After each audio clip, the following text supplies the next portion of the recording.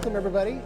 This is fantastic. We have a great demo on deck for you here today. I want to give you just a snippet of background about why we are here and why we're doing this. So this is about Sail Pensacola. Sail Pensacola is a 501c3 that was incorporated in February of this year to exact this development right here.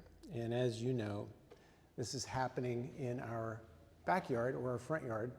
American Magic came and identified the great natural sailing assets that we're in possession of, and it just really lit an idea that more than just a sailing venue for professional racing syndicate, the Pensacola Bay on the heels of this development could be much more than that. So what could it be more than that?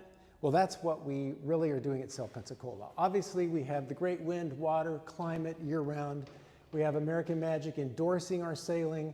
We have a international stamp of approval now on that, thanks to their international prominence. I was told by somebody on the phone the other day, he said, yeah, Pensacola is famous now in Europe. I was like, what? Famous in Europe? I didn't know that. In any event, so we have this opportunity, and so what we decided to do at Sail Pensacola is instead of just letting this happen, we would take some intentional steps and take an intentional direction to execute something bigger. We were organized as a nonprofit charity. Our role in this is to be an orchestrator. The sailing business ecosystem is without an orchestrator in our ecosystem. There's no big dog to drive the agenda. So we basically picked up the slack there to do that as a nonprofit. We don't have a storefront, we don't have a product, we don't have a boat. We just need to make things happen. So what are we going to make happen? Well, we think Pensacola is in a position to become the North American Center for High Performance Sailing, for events, for boat engineering, for technology development, and ultimately for all high performance marine applications, because there's an opportunity here. Why and what is that opportunity? It has to do with that. That thing, those foils are relatively new in sailing, and we have a gap between foiling in the US and foiling in Europe. So that gap, it represents an opportunity for Sail Pensacola to jump on bringing that engineering technology and that consumer adoption to the US through the Pensacola portal. So you could do it another way, I guess, as a company, but we wanted to execute our nonprofit capabilities to make it possible for a company that's not based in the US and doesn't have a big US market share to get introduced to the US market using our social media, our channels. Obviously, we have an ulterior motive. We hope that someday when the demand for their product is high enough in the US that they would want to build their boats here or commission them here and create jobs here, because that's what we really want to see happen. Well, the foils are on everything. I mean, under everything. There just isn't practically a device that doesn't have a foil under it now.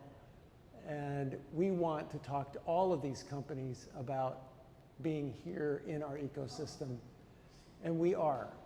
So, in that regard, I look at the field of foiling devices and foiling boats, and you just start clicking through the companies, and I come across this really exciting multi-hull, this catamaran called the iFly. And obviously, it's a boat that captures the attention of anybody that likes to go fast.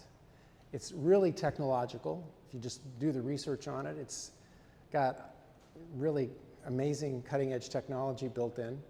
And so that's a company I wanted to reach out to and find out if they would like to have an entry into the US market. Well, I find out they don't actually, they're not without an entry. They have a little bit of a footprint already with 26 boats in the USA, but that didn't deter the owner and the inventor of that boat from saying, yeah, I want to have something to say through the Sail Pensacola footprint.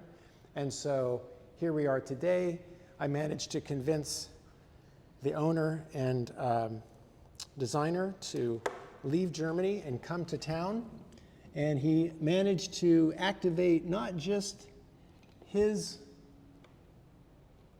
industry connections through the US, but his owners as well.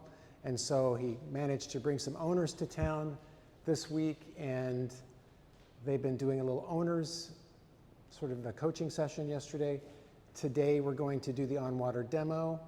And I would just like to introduce Ernst Michael Miller as the owner and designer. And because we don't want him to leave without a mark, we're going to send him with a Sail Pensacola shirt. Is it the same beautiful shirt you're wearing? Same beautiful shirt, same logo. Limited edition, very limited. Thank you. Michael, I will turn it over to you. Let's get rid of the sunglasses. And folks, what I plan to do is just have Michael give his presentation. Michael, whatever style you like in terms of people asking questions, it's your floor. I plan to ask questions after because I'm going to have a whole bunch of really kind of technical questions, I think, about the engineering behind this boat. And so, any questions before we start? I anticipate this will take about an hour, and then we will go find out what the weather and water and sun conditions are with the amazing iFly 50. Michael? Thank you very much, Tim. So, yeah, of course, we are looking forward to the next session here in the beautiful Santa Rosa Sound, where we have already sailed yesterday. We've been out there, quite some hours, huh? 2 sessions, I think 4 or 5 hours.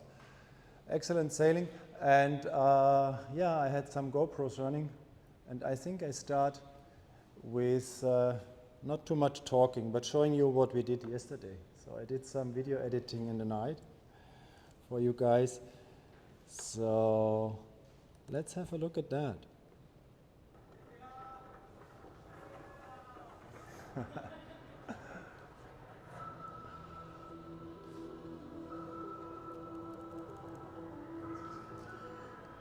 So what we see here, we have very different skill levels. Nice capsize there in front.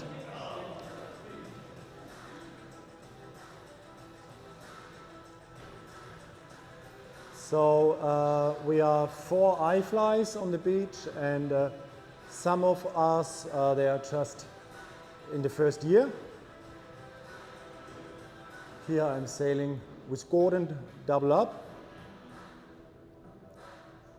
In the formation, double trapeze here, so the boat can go single-handed and double up.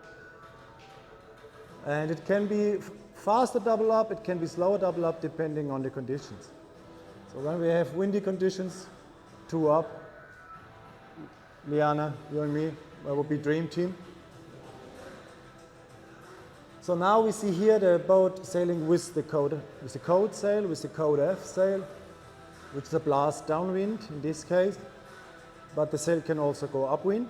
So we have a code that allows us to sail in very, very light wind. Yeah, we also did some speed here, beyond 20. Gordon, you're a little bit scared there. Huh? Just excited, I think. Yeah, that was extremely cool moment. So we see on the right side, Larry, an F18 fighter aircraft pilot. And was quite thrilled yesterday to hear from you, Larry, that actually the adrenaline rush is even more than on an F18. Did I understand that correctly? So it's starting all over, I see. So what is all that story of iFly about? I have always been a die-hard sailor from child. I started windsurfing. And then I found it a little bit annoying to be always alone on the water. So I developed my sailing as a hobby in the direction that I ended up sailing the Hobie FX1, a boat that allows to go single-handed and double up. And then I wanted to find something that can do similar in the foiling world, and that was not existing. The other thing that was not existing was a platform, a foiling platform that was allowing me to enjoy that sensation of foiling without getting injured. So most of the foiling boats today, they are just too dangerous, too challenging to sail. And what we observe in Europe today, that's very interesting because you talk about the comparison between Europe and America. Everybody says foiling is en vogue and is in and is hype, but actually it's a little bit the contrary. Many people go away from foiling in Europe because they found out it's just too crazy dangerous. And iFly is a kind of a counter statement in that direction because it's extremely accessible. As we can see on these guys, and I travel a lot, so most of the iFlies I deliver myself. We have now 220 boats worldwide delivered in 22 countries in 5 continents. So I'm really a lot in contact with all kind of sailors. And what I found out is really during all these delivery sessions and also endless trials that a normal sailor on laser or on Hobie Cat 16 can experience this in the first session. And this is kind of crazy. So you have in the same time a boat that is accessible and very high performing. So we have already seen a bit of the accessible side. Now I would like to show a little bit about the performance side. If we are looking, for example,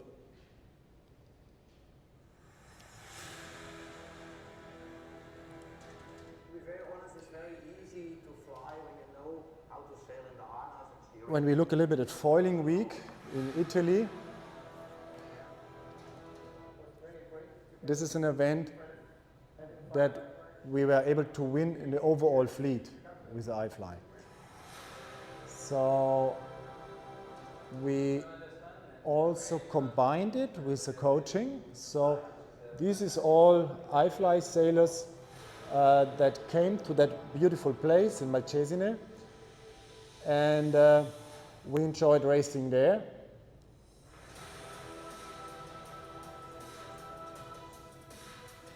And I think these pictures show a little bit the performance side of the whole thing.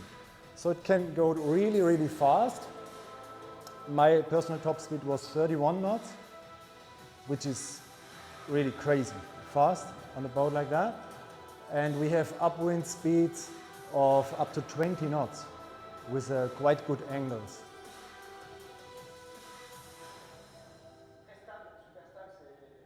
So here we have François Gabard speaking. He's one of the most famous sailors of the world.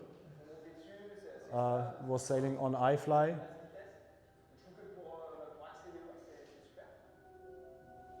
Yeah, I'm having a lot of fun. It's a very exciting thing to That's a guy from New York. to be foiling.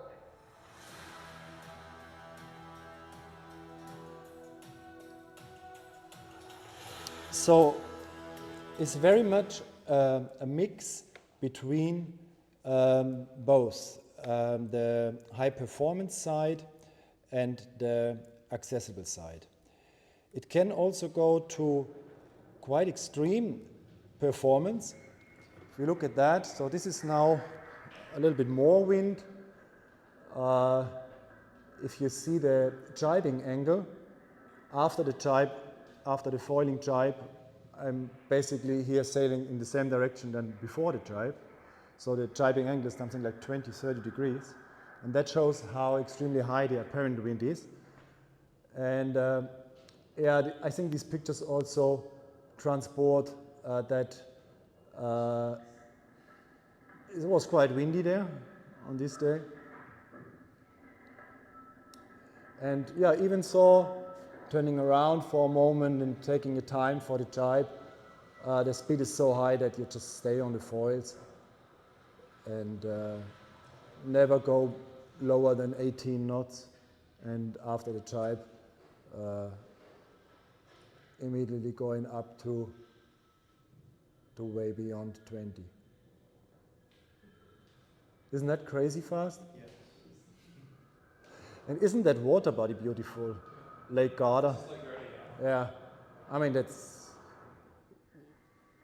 it's flowing what, 20 knots there? 20? yeah, that's 20, gusting 25. Okay. And yeah, he has a skeeter, very fast foiling boat as well, and just passing like that. is crazy. So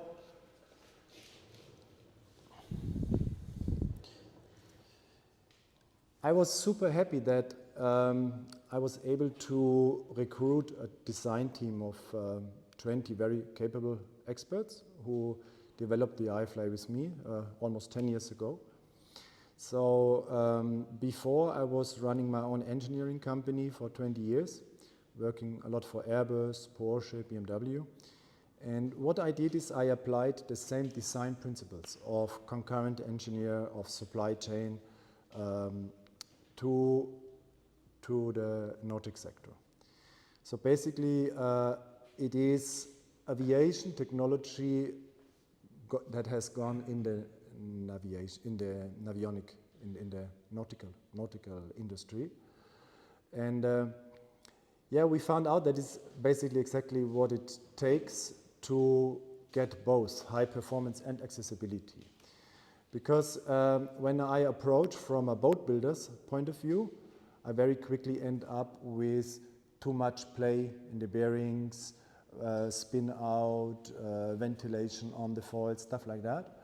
And we never had these kind of issues because our way of building is more like the way the guys are building in the F50s of Sail GP or America's Cup. So we also use the compression molding, so it's a huge machine, 40 tons. There's a titanium core structure in the foils, and then it's full of carbon. There's no foam or so. So quite a high-tech approach. However, when you are on the boat, you don't feel a lot of this high-tech. It's a bit like when you drive a Porsche. There's a lot of high-tech in this car, but you don't feel it. You just drive, or on a Tesla. Yeah. There may be a lot of technology inside, but at the end, you just push the button and the thing goes. And iFly is kind of like that. And yeah, so we are very thrilled about having this boat already since 9 years now out. And this also means that we had a lot of time to drive it to perfection. So as I'm sailing myself about 100 days a year on the boat, and as I'm in such a close contact with all the sailors, I have really an ear on everything that might have broken during that period. And we had more than 200 small improvements that you wouldn't really feel on the performance side so much, but it makes the boat so much more reliable and mature, field-proven, battle-proofed. Yeah. And now with the iFly, I'm completely, I don't worry at all to do extreme stuff. Like we did a world record attempt sailing from England to France, a distance of 180 miles on one of the most challenging water bodies of the planet. The channel is really quite tough. It's tidal currents, sometimes against wind, building high waves. Yeah, and not afraid of anything. Maybe I find a video where we can see the iFly in really rough conditions. Let me see. I'm not having like these prefabricated PowerPoints. It's more like authentic. So, foiling week, Comprimo Vissant, Kaustina. Here is Kaustina. Let's see. So that was the starting line there in Chaos. That was still in the Solent.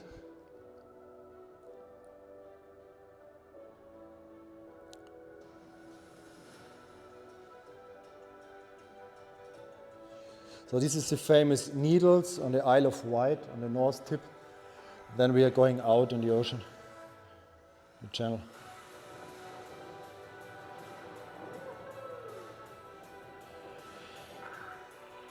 Yeah, here we can see now some rough conditions.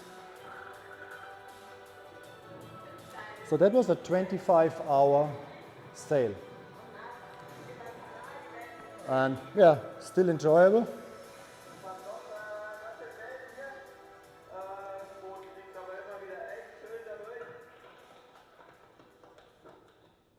Yeah. So iFly today can handle all kind of conditions, heavy weather, waves, built sea state, but also it can be airborne in almost no wind. So the only boats that can compare are the foiling Moth. Foiling Moth is without the kings of foiling, I would say. It's the coolest foiling boat, I think, on the market. But the foiling Moth is not for everybody. It has a lot of downsides. It's a little bit difficult to handle. You need to be quite athletic to sail a Moth. And they are the only ones that are able to foil in 6 knots of wind, and iFly is about the same. I would like to show you now a sequence where it's really super light. So this is in a lake in Germany. A nice day to fly. Yeah, everybody would say stay home, go bicycle riding or so. And could not believe that minutes after we are flying at speeds of close to 20 knots. So here we see this huge coat sail that is creating additional propulsion. Here we are already airborne. And in these situations, we more than double the wind speed. So 2.3, 2.4 factor is possible. And I think that is the coolest thing, that all these days that normally are super boring to sail. I mean, if you are sailing a normal boat, you can see some boats on the lake, they're just standing around, right? And here you're going at 17, 18, 19 knots of speed. It's mind-blowing. Yeah. It's basically a oily mirror surface. Here again, the take-off phase from behind. So there comes a little bit of a pressure. The windward hull goes up, bearing away. Remember, guys? Bearing away. And here we go. And then it's important to not make a mistake. So if you now move on the boat or so, then you will land. But if you don't, you can stay airborne, and even if the wind goes lower, you will stay because you built your own wind, the apparent wind. And then now in a jibe,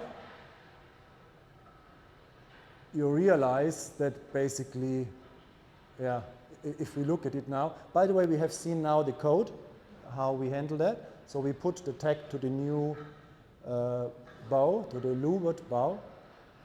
So the code F is a development of me with Gilbert Saint-Blanchard, a French very prominent aerodynamic specialist. And the big thing about the code F is that you do not need a boom, and you have the tack way more back and way lower, which is exactly what we need on a foiling boat, because we don't want to heel, we want to be horizontal for the foils to be efficient. And yeah, this is exactly what this thing is delivering.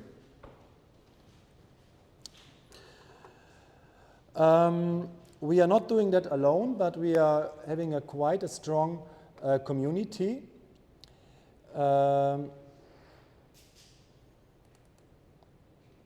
We are racing. We are doing coaching, we are doing events like this. So iFly owners meet and sail together. We have a very precious silver trophy, the iFly European Cup, that is it's like the America's Cup. It's a trophy that goes from one hand to the other every year. This is Lake Geneva. And we are starting this up in North America also. The racing with iFly, there is 2 classes. Basically, iFly is two boats. There's the iFly 1 design, where the differences between the boats are only in color and not performance critical areas. And there's the open class, the iFly open class. We call it also the Racer. And this is like the iFly on steroids with even more powerful rigs and with, so here you see that nice cup. Yeah, in the first year I was winning it, and last year a guy from Hong Kong was winning it. So we also had charter boats available for this event. So iFly sailing does not mean that you are sailing alone, but we are well connected, we interact and we communicate a lot. We also use Sailmon Max as a tool. The app allows us to see what kind of a trip, of a sailing trip, another iFly sailor did, and then we can compare, we can discuss. So yeah, I like it when it's not only one guy always. Yeah, coming back to myself, I like sailing alone from time to time because my wife, she likes sailing, but rather in moderate conditions and warm weather, whereas I also like to go in 6x4 or gusting 30 knots. It's cool for me on the iFly. I sail these conditions, and I don't know many foiling boats, by the way, that are doing that. So most foilers, when it's blowing more than 50, they are kind of, we prefer to stay ashore. But yeah, I like it, sometimes tough, and then it's good to be single-handed. But I also want to sail with my family, with my kids. My kids love to sail with me. I have sometimes the two kids with me on the iFly, or my wife on the iFly. Oh, I have to show you one video that's really very neat. We call it foiling in love. It's also in, you have to, all these are in YouTube. So this is my wife, Liane, you are Liana. And we did, yeah, this was Valentine Day in France, in Carcon-Maubisson. I mean, you wouldn't do that on a flying Phantom, I tell you. Yeah, because first of all, no helmets, then playing around. Yeah, you kill yourself if you do that on a die-hard foiler. But still, we are doing 20 knots. Eh? So this can also be iFly sailing. So kind of a very, is versatile the right word? Many different facets. Yeah, it can be a racing beast, can be romantic, can sail in a light wind, can be in a strong wind. So I really think we have created a product that is quite unique, and I think our weak point is we are not these marketing guys. Like when I see sometimes, oh yeah, that's cool. Now it's blowing harder. Now we have the helmets on. So we are in a double trapeze. Yeah, my wife does not feel so confident. She holds on a trapeze there. Yeah. Now, what I'm saying is, I come from the engineering side and from the sailor's side. So I'm not a die-hard salesman or so. So also this event, I did not prepare like a fancy PowerPoint, tralala, tralala. No, I want to speak with pictures and videos and with reality. So we go out on the water. If you are invited to come with us, you can contact Hans or myself. We will write down our mobile phone numbers later. We will be here till Sunday, maybe even Monday. And yeah, we can take you out. So you can really experience that yourself. And I think that's a lot better than to go to trade shows, to boat shows and blah, blah, blah. I have stopped going to boat shows. I was at Boat Düsseldorf and Salon Nautique Paris and everywhere. But I got a little bit tired of all these liars that just tell you that they can do this, but at the end they can't. They just tell you that they can do that, right? And if you're not really experienced, you will fall to it. You will maybe believe it, yeah. But I think that the truth shows quickly, and yeah. So I think the most authentic approach is to talk with pictures. Maybe I have another one that I would like to show you because it's quite impressive. Is more racing in a mixed fleet. So it's comparing with some other boats. So this is the start, and there's also F18s around and A-cuts. So also quite competitive teams. And then once the green white boat in front is now popping on the foils, it's like a fast forward. So the speed difference is more than 2 knots. And this is upwind.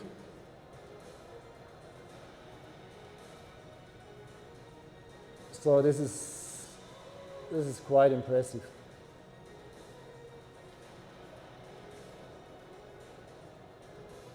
Or let me have a look if I find another one that is even stronger.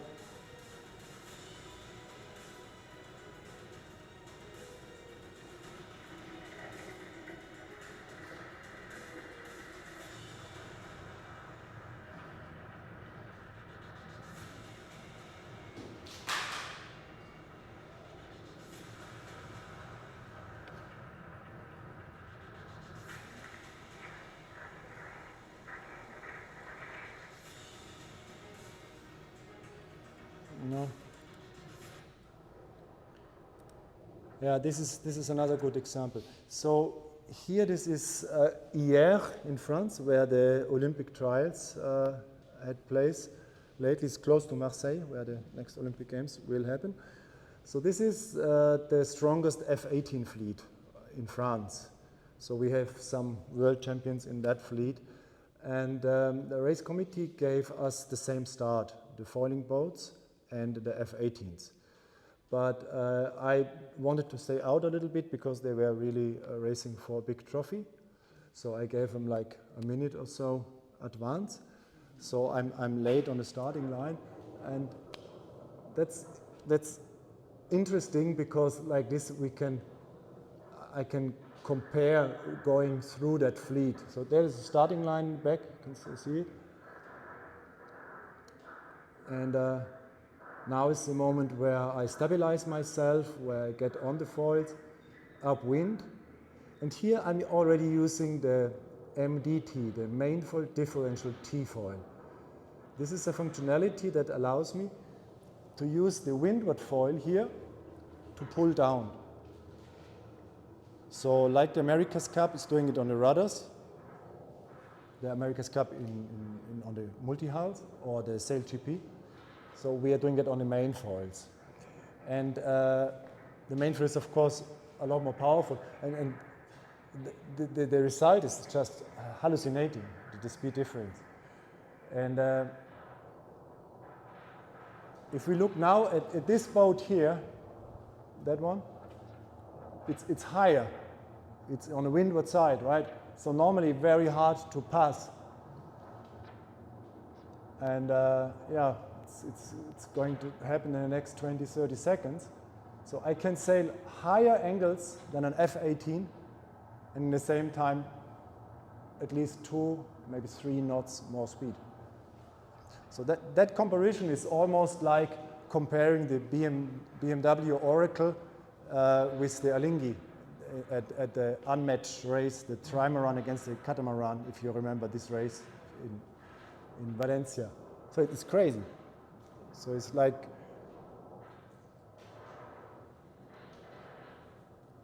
so you wouldn't expect that this is the same boat that also allows a normal sailor to have a flight in the first session. Normally that doesn't go together. It cannot be a super high performance machine and at the same time a beginner catamaran, right? But here somehow both is possible. And yeah, this is basically the summary of iFly. So we have thought a long time about how can we bring all this information in very few words. And we came up with, we love speed while keeping control. Loss of control is not enjoyable, and also loss of control is not fast at the end of the day, because you're not going to win a regatta when you capsize, or when you're permanently having your attention on the boat because you have to fix some foil thing or stabilize your crazy boat that is doing all kind of dangerous maneuvers, because then you will tack in the wrong moment, you will sail in the wrong corner of the course, and also you will miss your big fat smile in the face because you are going to be super stressed. I have seen many sailors coming back from foiling regattas, and they were shouting at each other on the ramp because one was maybe not fast enough going out, and there was immediately dispute. They almost beat themselves because they're so charged up, they're full in stress mode. And sorry, this is not my way of sailing. I love to be fast because I like that adrenaline rush, but also I like to be, I want to enjoy that. And I want to look around while I'm flying. No? I want to see the countryside, or I want to see that beautiful coastline, or I want to enjoy the waves and surf the waves, and don't be afraid that I will pitch pole in the valley of the wave, you know. So very, very happy moments when I'm on the boat, and yeah, I spent a huge amount of time on the boat, and yeah, you guys also, yesterday and the next days, and you are invited to join. Shoot all your questions on me. One thing I thought before opening the questions, in terms of the accessibility of the boat, I'd maybe also talk a little bit about how easy it is to launch the boat and come back to the beach because of the Good one, yeah. foil and rudder designs. We were talking about it in terms of the UFO, right, which is such a pain to get out in the water because you have to do a lot of manual stuff to get the foil set once you're in deep enough water. So I think that's a big part of the iFly.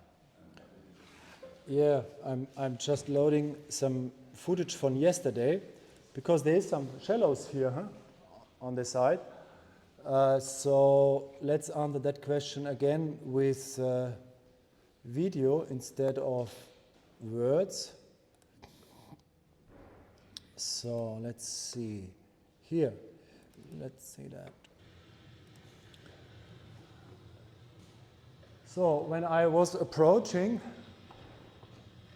the shallows just in front of our beach here, the two rudder foils go halfway up, and whoops, that was a short one. The two rudder foils go up and they stay there because we have in the rudder boxes a mechanism that will avoid that they fall down unintentionally. And the same thing with the dagger boards.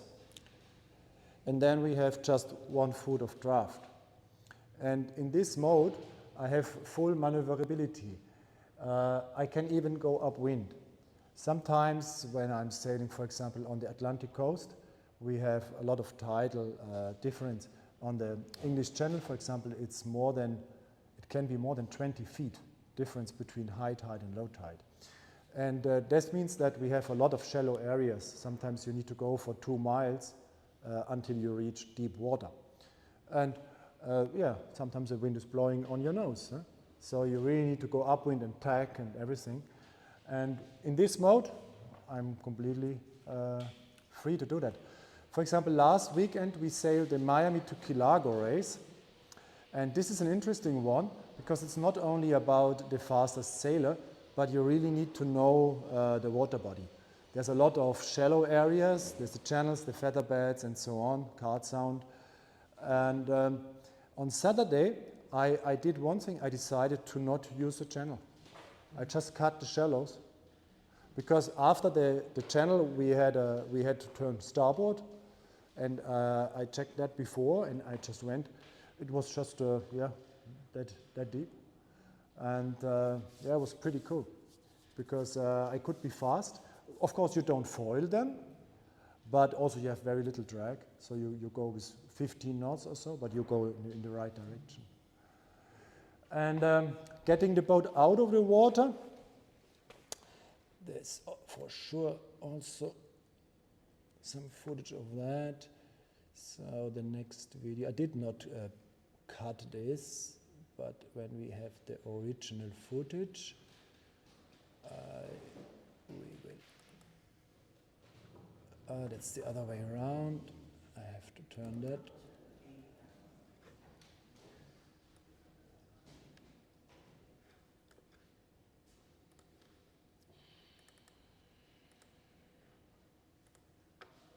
Okay. So right before coming to the beach, the dagger bores go all the way up here.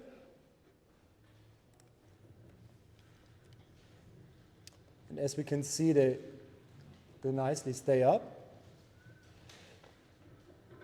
And I already disconnect the mainsail, and here is already super shallow. And then I just drift in.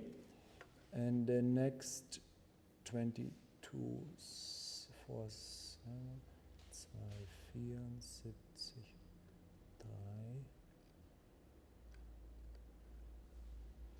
2, 74, that would be this one. It's upside down again, so let's turn it. Yeah, I think this answers the question just in the best way. So now let's see how that goes on.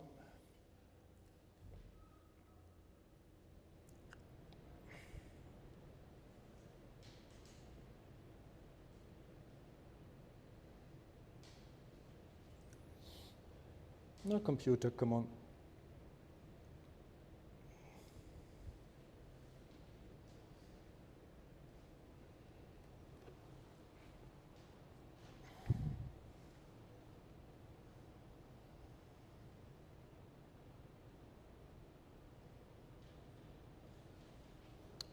Let's give him some time. We do the next question and then. Ideal weight. When you say ideal weight? The ideal weight? Crew weight. The ideal crew weight is from 60 kilogram, which is like 125, up to 180 kilograms. So it can be 180 kilograms is 400 something pound. So basically, two guys like me can sail it, or you alone. And how is it possible that you have enough riding moment? Because we have this MDT, the main foil differential Tfoil, that allows to use the windward foil to create a downforce, which allows you to keep the main sheet tight, so you don't have to permanently ease the main sheet because of your weight. So I have some girls on iFly. They are just, now they have grown up, but they started with 14 years old.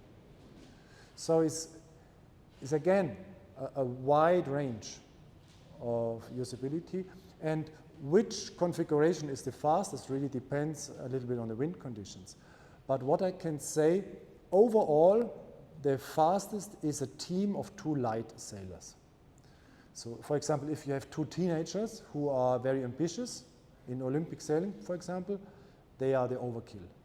Because they have four hands, they can go for the code F, they can sail the MDT actively, the Cunningham, and they will be fast like hell. So this is now that launching situation. So I'm solo here, nobody there. I drift in, the foils are already up. And I can even leave the boat alone for a second to catch the beach trolley. So I make a little bit faster. So I go behind the boat and I push it against the wind. So I can leave the boat alone and come back. And then I put my beach trolley.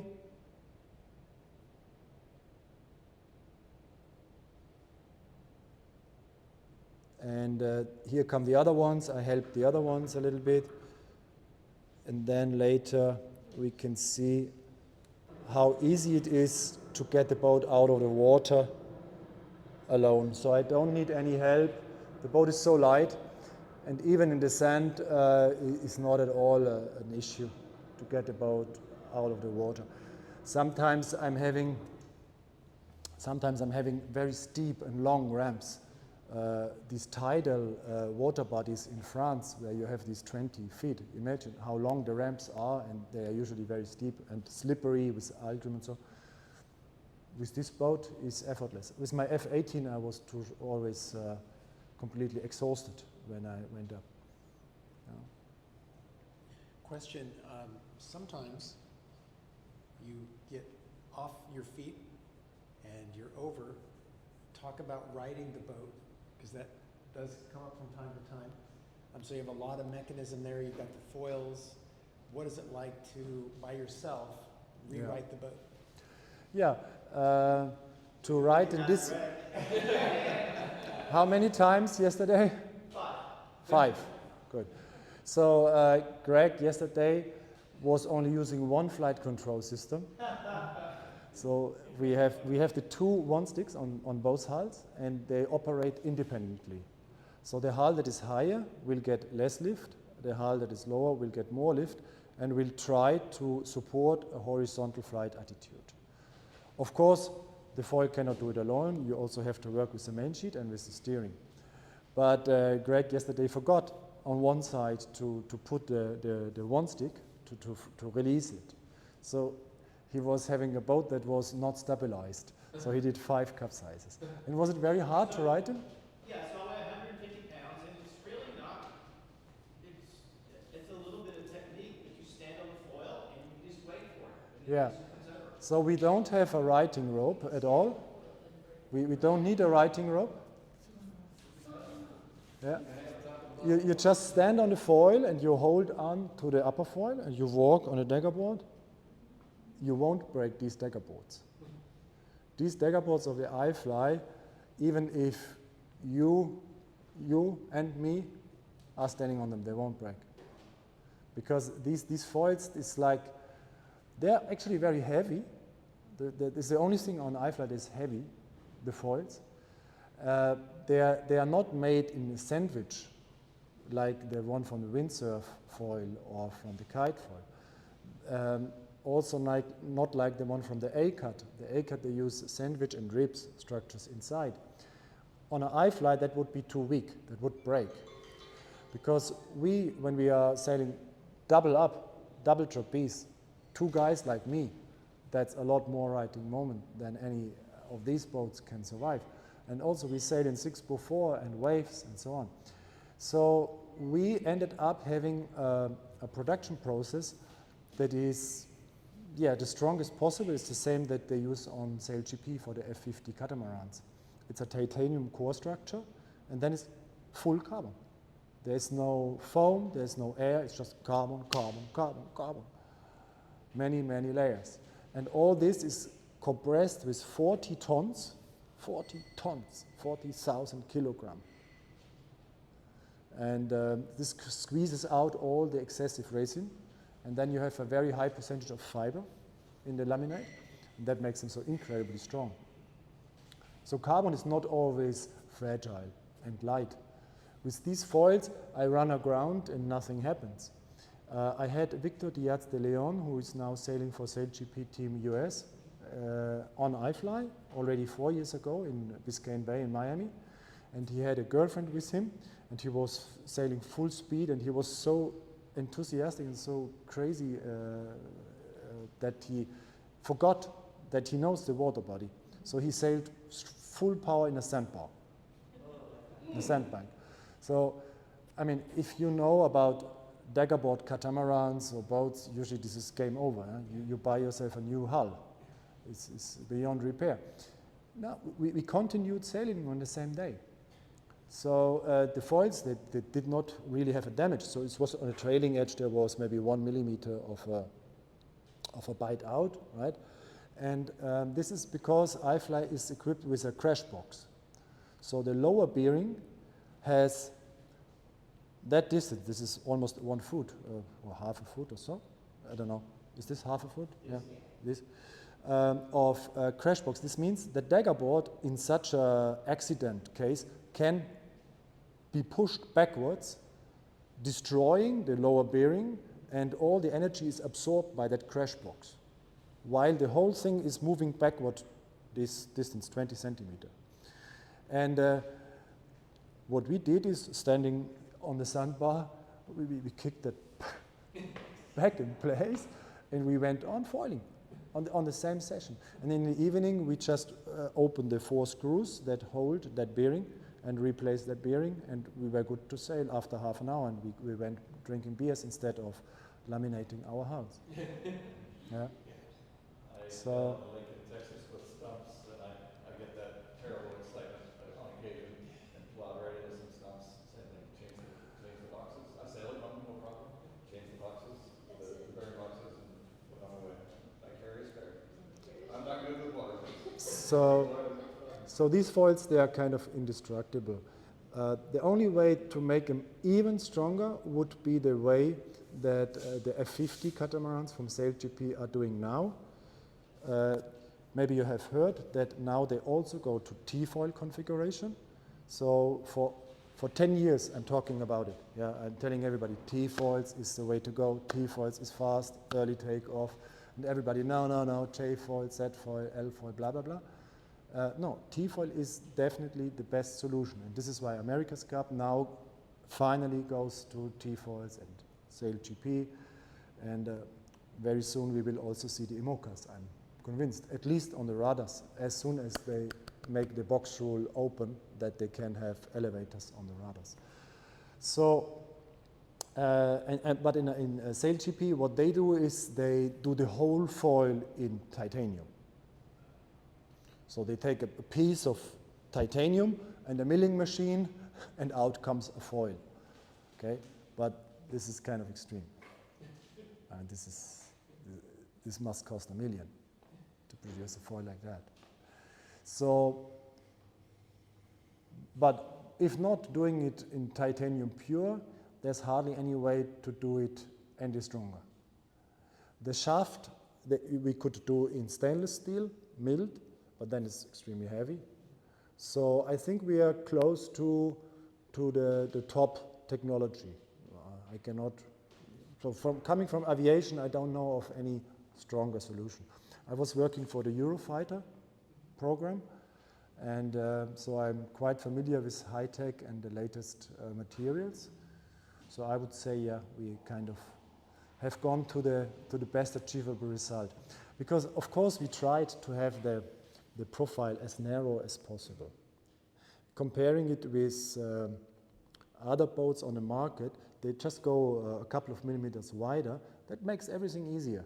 Because when you have, instead of 15 millimeter, you have maybe 20, that makes it not just 20% stronger, but it makes it 3 times stronger. Because what counts is always the leverage, so the distance from the neutral fiber, right? So the longer you're away from the middle, the stronger the whole thing gets. So we didn't want to be draggy because we want early takeoff in light wind. And to be able to take off in light wind, you need very little drag. And so narrow profiles. And like this, we have this performance. The linkage between the flaps in the foils is mechanical? It's not hydraulic? Yes, it is mechanical. So the one stick is attached to an axle that is rotating, and this rotation is transported to the daggerboard cases with a carbon rod system. do you have some time after the presentation that we can see the boats? Okay, then we have a look at this. Yeah. And then other high-tech things, we didn't talk about the Razor too much, but a couple questions. On the rudder, do you have to have a cant control, or do you have cant control on the rudder as an additional way to adjust flight height, or is that needed in this system? It's not needed. Basically, when you have the configuration of elevator plus main foil, the only thing that counts is the difference in angle of attack of the two. So when you're doing it on the main foil, you don't have to do it on the rudder foil. And doing it on the main foil is more powerful because the main foils, they are significantly larger in area. So when we, for example, look at the Olympic boat, the NACRA 17, in Tokyo, we did not see them foiling upwind, only downwind, right? So foiling the NACRA 17 in the last Olympic Games, upwind, was something that was not possible. In the next Olympic Games in France, we will see them foiling upwind. We did already see them on the last championship, on the World Cup. Why? Because what they're doing is the rudder foils, they have a different angle of attack. So the windward gets less angle of attack, the leeward gets more. We call that differential. Well, the rudder foils are that size. The iFly main foils, they're that size. So it's not like twice, but it's 5 times, 6 times, 7 times more leverage we have on these foils. Now, some people are convinced that it would be an advantage to take the windward foil out of the water to have less drag. And what if I tell you that the 2 foils of the iFly drag less than 1 foil of the Flying Phantom? Because to do a C foil that is able to carry the loads, it needs to have that thickness. Because it's also bending. A C foil is always like this. When the water is pushing here, you have here bending. And bending for an engineer is a disaster. So you always need to build very strong. They're having the same problem on the AC-75s of the America's Cup, these big arms.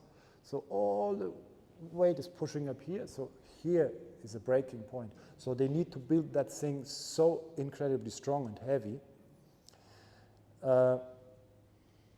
In the case of iFly, we have just a vertical foil, which is going against the draft, the drift, against the drift, right? And we have a horizontal foil that gives the lift. Engineers like that. They like to separate functions. They like to say, okay, this component is for the draft. That component is for the lift. When you start mixing things, it always gets complicated. Usually you end up having solutions that don't work so well.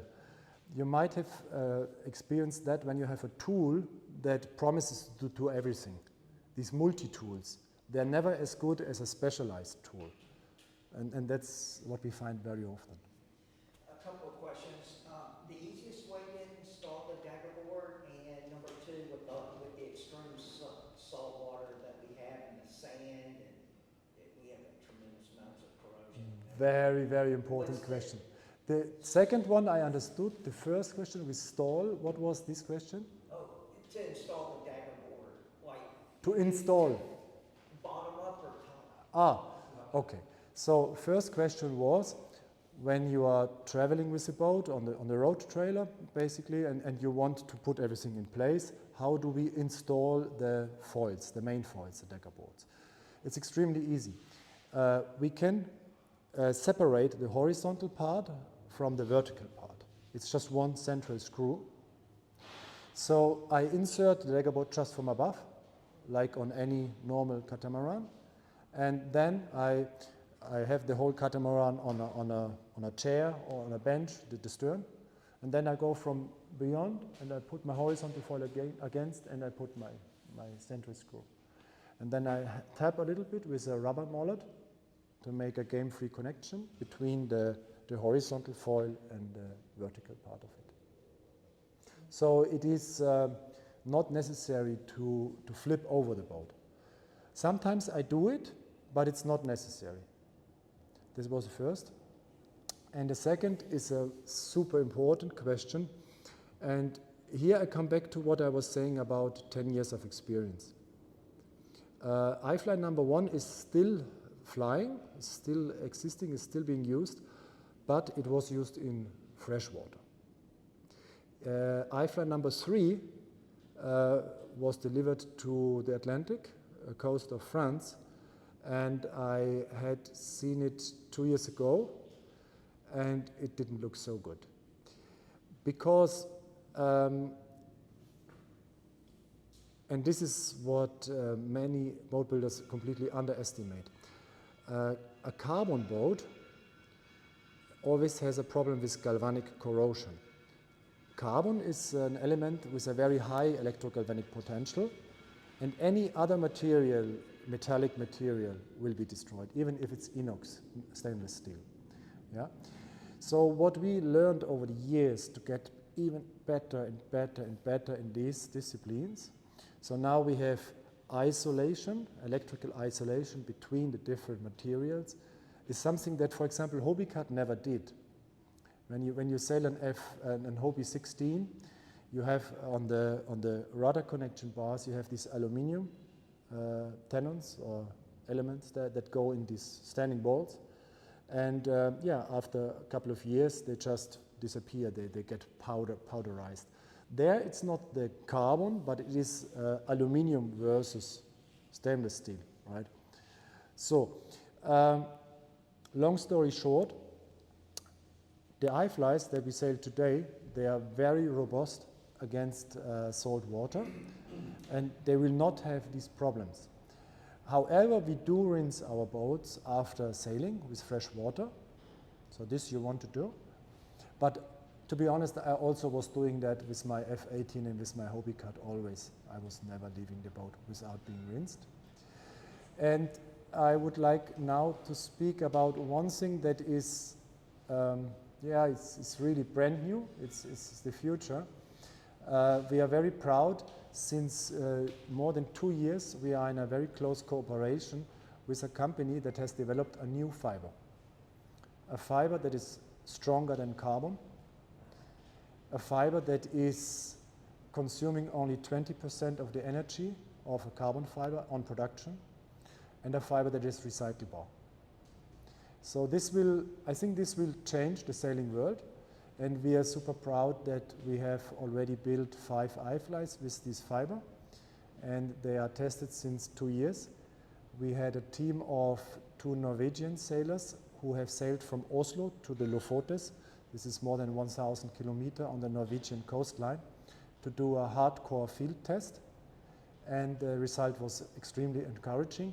So the new fiber has a braking load that is 2.5 times higher than carbon, which is, this is going to change the world.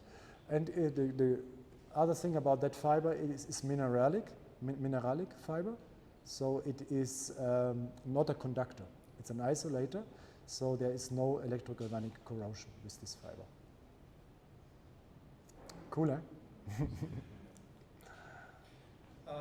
Question about weight distribution when foiling tandem. Any subtle differences between like being on a Hobie 16 and foiling in terms of weight distribution? And in particular, when you're tacking and jibing, do you need to come off foils first, or I presume you would have to come off foils to tack, and then, or no, can you stay on foils and tack and jibe? So, the differences are not that big. Also on a Hobie 16, you don't want the boat to dig in nor to point in the sky. So longitudinal, you want the thing balanced well, horizontal. A difference is on the lateral side. On a Hobie, you want your windward hull to be higher. On the iFly, we would love to have them the same flat. So that gives you more performance and more stability on the iFly, because the Tfoils that are flat, they can work at best, and you have the maximum leverage, So when this one is giving more lift and this one is giving less lift, then being horizontal, the effect will be the strongest. Yeah. But when it comes to jibing, you will not land when you are fast. And I always say a fast jibe is a safe jibe.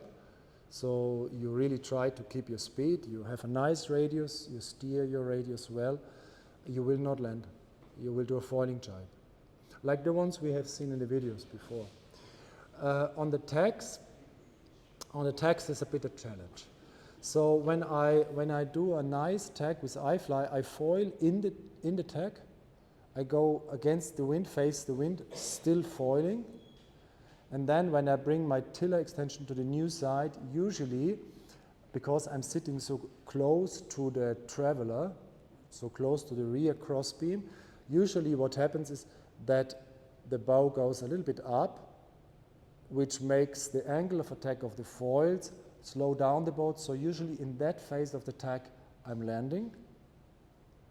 But the tag is already done. But on the re-acceleration phase, on the bare wave phase, I usually land. There is guys, iFly sailors, who tell me they did already foiling tags, but they didn't prove it. They didn't show me a video. So I don't know if I believe it. It's not so hard to believe, because when you do it, you can feel the momentum. So the boat swings over, just like the F50s and the Sail GP. You are on the foils, you stay on the foils, and then it's just, the problem is me, because I just don't get my ass moved fast enough to the other side. Yeah, and then usually I land. Yeah, but it's not a long stop. So yeah, quite fast tacking. Let me see if I have somewhere a video of tacking, probably in the one from Garda.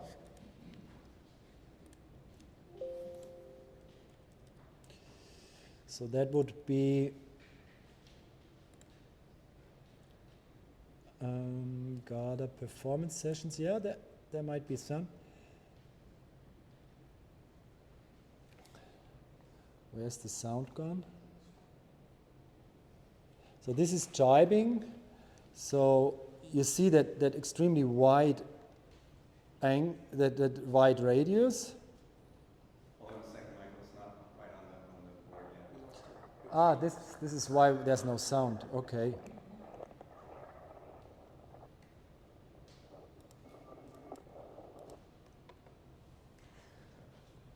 Tech stuff.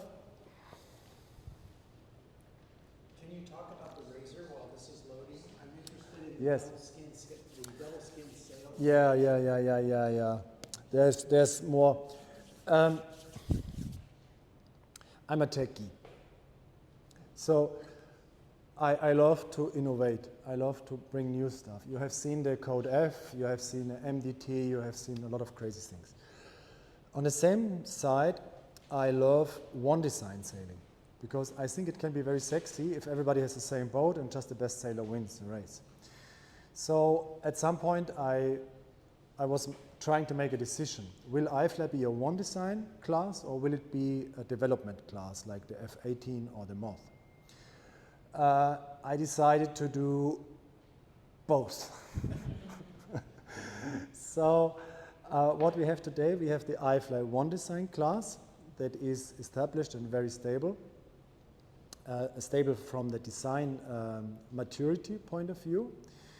And we have the open class where I innovate, where I, for example, am sailing from the beginning of the class a wing sail, a soft wing sail. So instead of having a mast and a normal sail, we have double layer wing sails like the America's Cup. And could speak an hour about it. It's fantastic. It's more the flow of the air is more laminar, so you have less of these shocks when the gusts come in, so makes you fly a lot more stable in the strong winds. How does it go together? It goes together because even the latest Razor, the latest open class boat, can compete in the iFly 1 design because the mast is able to use the same sails. So everything is retrofittable, upgradable, and downgradable. If I buy today a iFly 1 design, I can upgrade it to be on the level of the latest Razor. Razor is, of course, something for people who love the best, craziest solutions to be even faster. So what we do in a Razor, for example, we have different foils for different conditions. So you use the same decker board, and then just this one screw I was describing, and yeah, you just put a larger or a smaller foil that is more specialized for early takeoff in light wind, or that is more specialized for highest speeds. So things like that. Or the MDT I was talking about, that manifold differential. This is something reserved to the open class. Because the sailors in the one design class, they like simplicity. When you look at an iFly 1 design, the trampoline is empty. There's basically nothing. The mast rotation and the Cunningham, they are torn under the trampoline by bungees. By the way, the trampoline is 2 layers, so everything is hidden between the 2 layers, so the trampoline itself is a wing. Aerodynamic, and also it stores away everything. And then you only have left on your trampoline the main sheet and helm, and this is all you do. Main sheet, helm, trapeze, 3 functions. So it's extremely simple formula, and many people exactly love this. They want to have the high performance, but they don't want to have a Moth. A Moth is relatively complex with a lot of trim, gadgets, and yeah, can be stressful. We didn't want that, so we did not have this tiller that you turn and then you change the rake of the rudder foils.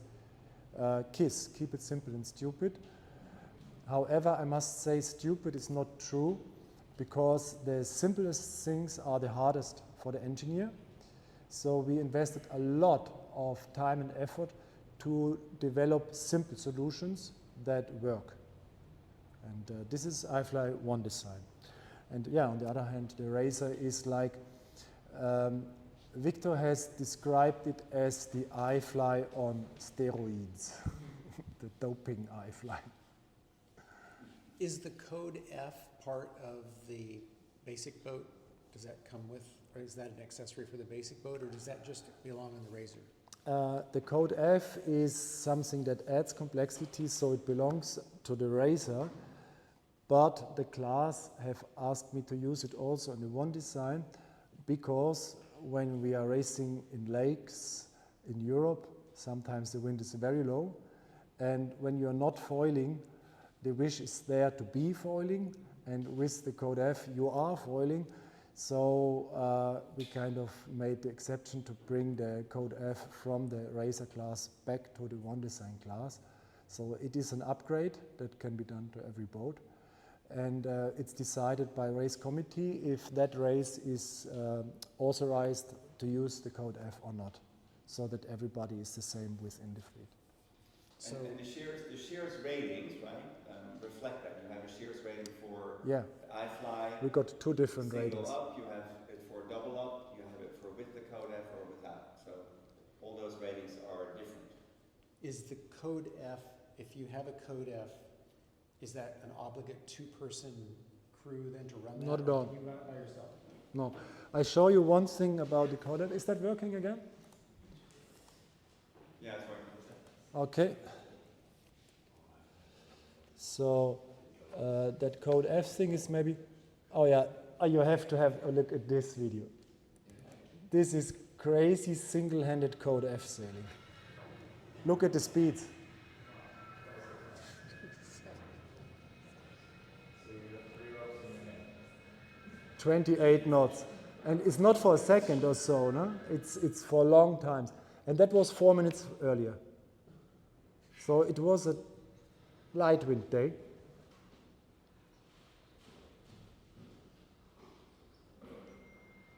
Then, like in the video from the German lake, taking off in just a little path, bearing away. And that's not even the Razor. So this is a 7.5 meter mast. On the Razor we have an 8.5 meter mast. When we go down, we will see both. We have small and big rigs. Here you see the Tfoil working, and there we are already 19 knots. So this is single-handed code F. So can you execute that dry jibe with a code F? Can you manage the code F during a dry jibe? Attempting a foiling jibe. Let's see if I can do it. So here I come in for the jibe. I stay on the foils, I jibe. Mainsail is already on a new side, still foiling, landing, because I was too slow. But 100% sure if you have, now the tack goes to the other side. Now if I had a better sailor, or if I was sailing 2 up, the crew would already have taken over the code F to the new side while we are still foiling and continuing the radius. So it really depends on the sailor's skills. The boat can do it.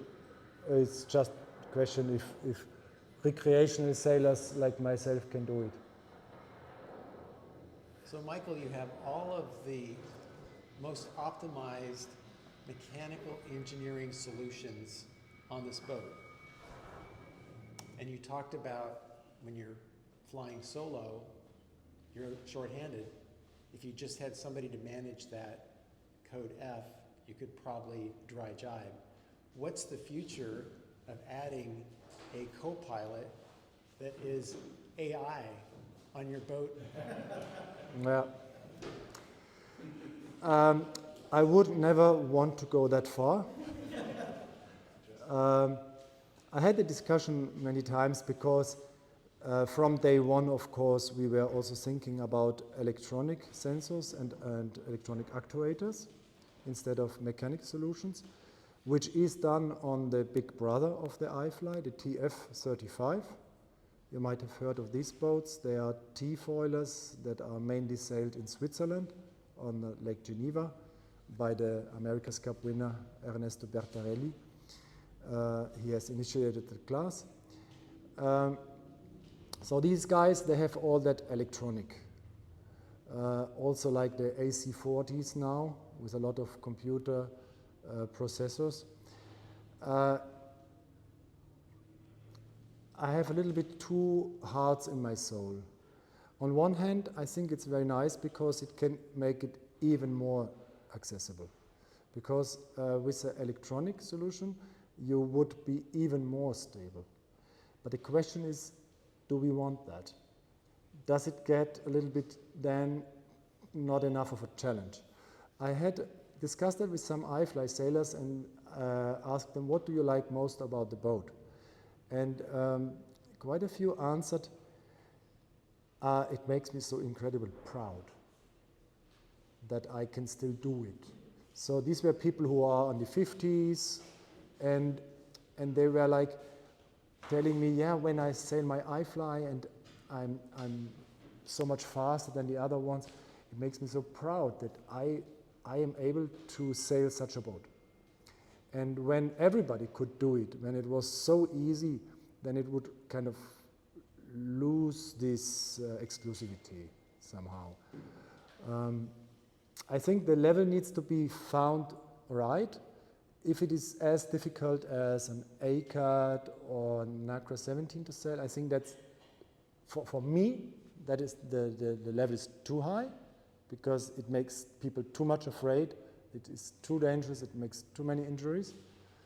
So, yeah, I think we have reached a good level, a good balance between sportive challenge and enjoyable and relaxed ride.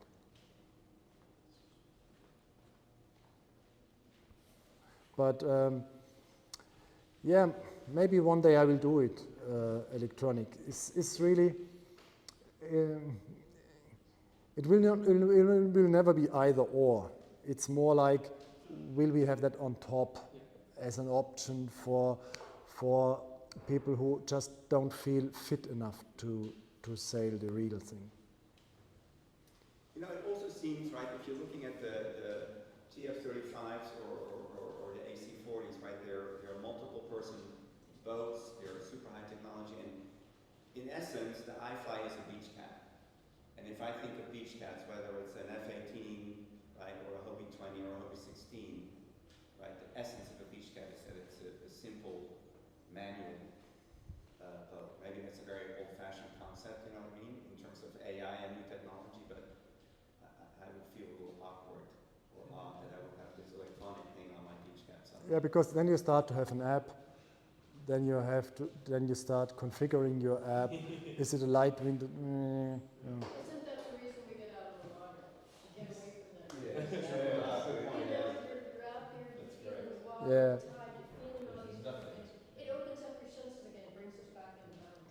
Yeah, but I think if I do it, I will do it high tech style. I will do it in a way that is like the Tesla, that you don't feel a lot of it. So there's a lot of assistance, and you don't realize it that there is assistance. You just feel that it's simple, easy to use.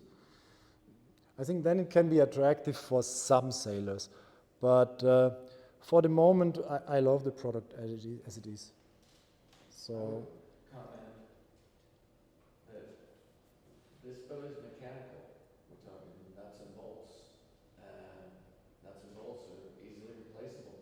You have a little spare parts kit. Every sailor that I've been on with carries a little spare parts kit on the boat and makes repairs on the water, which is quite amazing. And having been associated with super high-tech electronic equipment, like high-performance planes, that stuff breaks all the time, really expensive to repair, and it's remove and replace, and those parts are not available. Yeah, that's a good statement from another fighting aircraft pilot. This is an F18 pilot. And how many years of Delta? Yeah. How many years of Delta? 25 years of Delta. Can we go see the boats now? Yeah, I think so. Michael, thank you so much.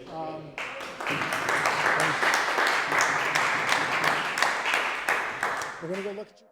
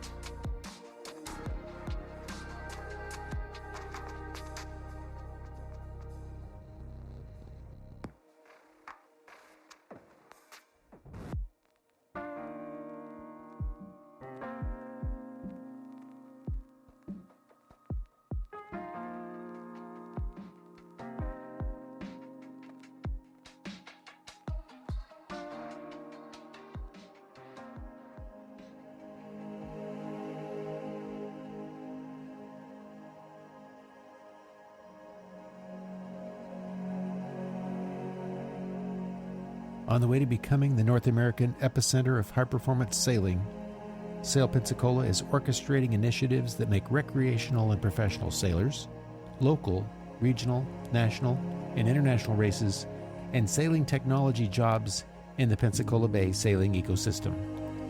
At Sail Pensacola, we say, sailing is our business. Visit our website at sailpensacola.org.